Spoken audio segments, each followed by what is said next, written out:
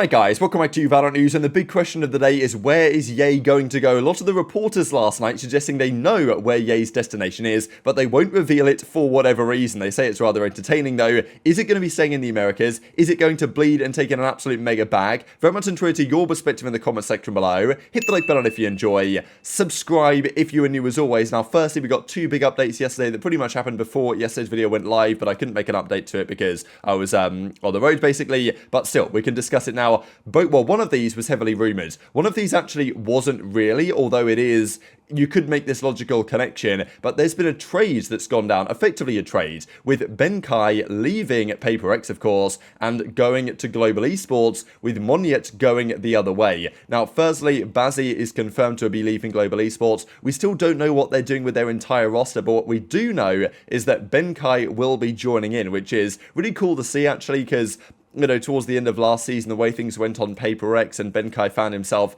out of the team. Very entertaining player. Happy to see him find a new home here now on Global Esports, so just makes a fair bit of sense. The question was, though, is Ben.G going to come in as the in-game leader of this team, or whether something else is going to go on? He actually confirmed on, I think this was in Yinsu's chat, a couple of guys pointed this out to me, that he said he's not IGLing, so I'm excited to see how that turns out. More like second calls, which means they still need an in-game leader here at Global Esports, so we'll see what that turns out to be. Now, there were rumours that this guy, Health, Indian player, was going to be joining as well. Now, Solgi is pretty, you know, like, a lot of the stuff that he says is pretty true. So people saw this report and said, all right, it's a done deal. Like, this guy to Global Esports, here we go, which was surprising to some. But actually, the founder comes in and replies and says, they call me a farmer, tell me it's false. It is. So, yeah, he says this is false, but still on Flynn's spreadsheet, this is added in as being quite likely, but I think that's based on this particular report. So who knows what's going on? We'll see about that. Maybe, you know, the organisation saw some of the reaction and decided to change their minds.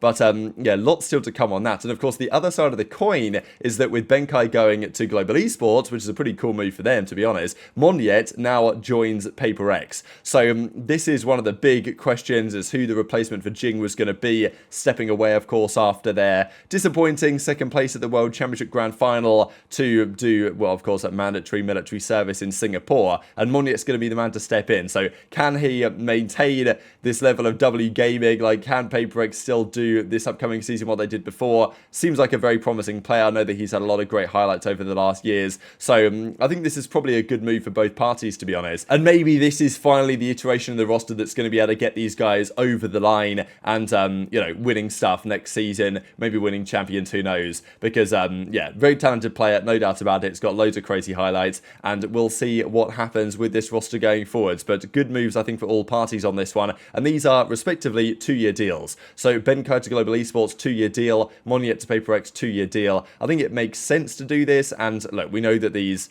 deals don't matter that much in the grand scheme of things. If teams want to drop players, they probably can anyway, but still, it's nice to see that they've got some belief that these players are going to be there for the long term. Do you wonder what Global Esports are going to do from an IGLing perspective? Because Arin has been released. I don't know if they're going to bring him back or what the plan is there, so yeah, more to come, I'm sure, on that story. There was also this, and you've got to say, some of these accounts just tweet stuff that has no basis in reality, but sometimes it actually comes true. I think this same account might also have tweeted that Ben.G to Global Esports was going to be a thing. Actually, yeah, here we go. I found it from a couple of days ago, September the 14th. So, yeah, so this same account says that Ben.G is coming in. Now, was this actually intel, or was this just a good guess? Because now the account is saying that Crashies is going to join Global Esports as well, alongside Ben.G and Blaze King, which sounds completely unbelievable to me. But honestly, who knows?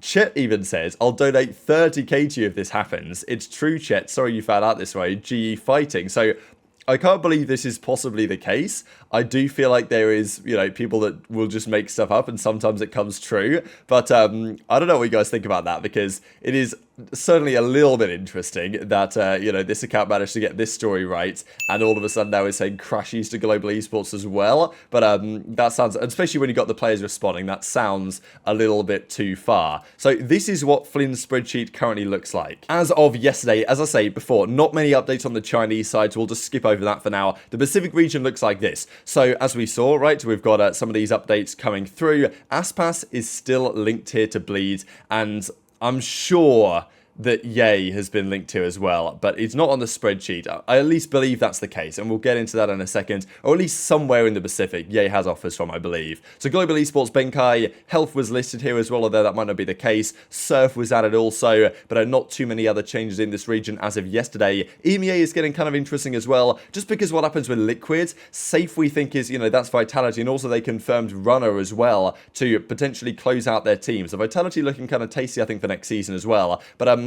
Liquid still need a player alongside Jampy, Redgar, Nats, and maybe Mystic as well. So there could be a spot there for Ye, and, Ye is one of the big talking points of the day, to be honest. And this is what was going on last night, because the reporters, for whatever reason, were all tweeting out that they weren't going to reveal where Ye's destination is going to be. And I kind of get it in the sense, and I know people are getting frustrated about this and saying, look, someone's got to be the Fabrizio Romano. Like, if you're going to do your job as being a leaker, commit and do the job. If you know where Ye's going to go, then, reveal it to the community. Because I don't know, maybe I could do some digging and find out, but I'm kind of just enjoying the show at the moment, to be honest. So, anyway, here are all the leakers, and they're saying, not leaking Ye's team because it's going to be funny seeing the reaction. So, Puris is like, oh, maybe I'm going to do it. And so, Bodog actually says, I love how all the reporters and leakers have come together for once and decided to use our power for good and not leak where Ye is going. I find this a funny, way to phrase it. Our reasoning, because it'll be funny to see people's reaction to it.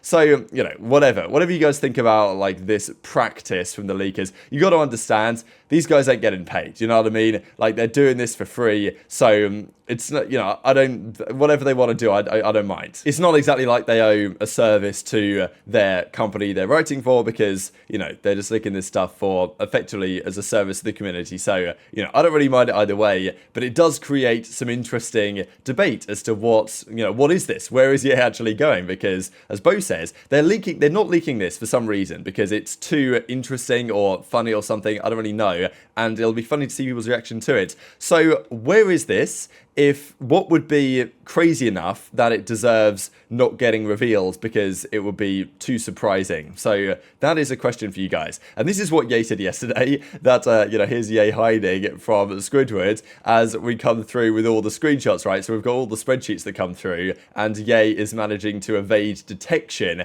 And obviously the implication here is that he is somewhere. He's talking with some people, and he will be signing a deal somewhere, but as yet he is going unnoticed by the leakers and especially Flynn's spreadsheet. No disrespect, of course, I'm just shocked that nothing has leaked, he says. And this is then when the leakers came out and said, well, we've done it deliberately. We know where you're going, buddy, but, we're not saying anything yet. So then Benkai says, yay, hashtag GE fighting. That would be funny, no doubt. That would be surprising, no doubt, if Ye was going to go and join Global Esports. I don't expect this to be the case. And then Zelsa says, alright, fine, if the reporters don't do it, I'll do it, leaking his team at 10k likes. Not at 10k yet, though, and, even then, he's not going to do it, because you know what Zelsis is like. So that's the situation as it stands. But this is the Americas spreadsheet, and there's more on here than just the Ye situation. Firstly, Ye is nowhere to be found. I mean, Aspas is still linked everywhere.